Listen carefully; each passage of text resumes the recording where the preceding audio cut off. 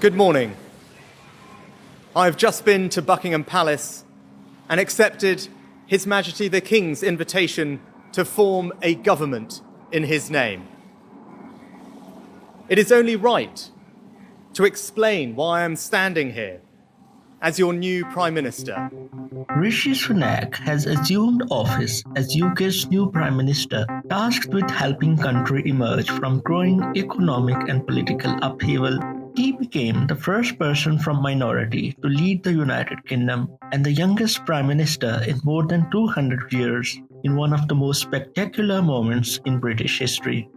Born and raised in Southampton, taught at elite schools, Winchester College, Oxford and Stanford, Sunak is married to the daughter of India's one of richest men.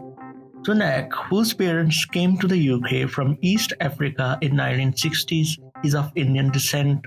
He promised stability and unity and a tough approach to immigration and moved to expand the government's controversial Rwanda policy. Interestingly, he rose to the top just few years after starting his political career.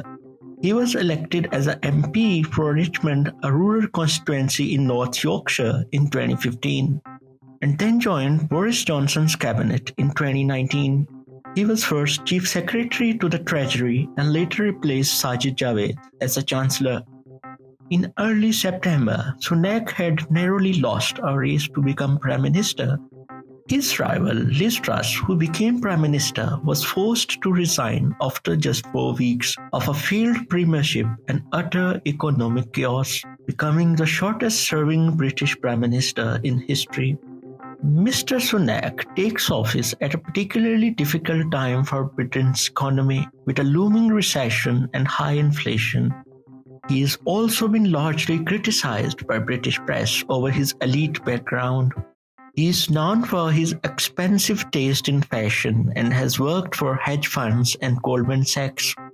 It also puts him in the difficult position of being personally super rich but having to advocate for spending cuts to appease investors concerned about UK finances.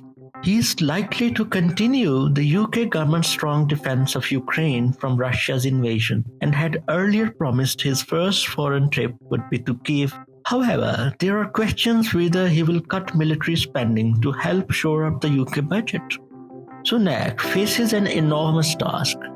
The UK is in the midst of a deep cost of living crisis and soaring inequality.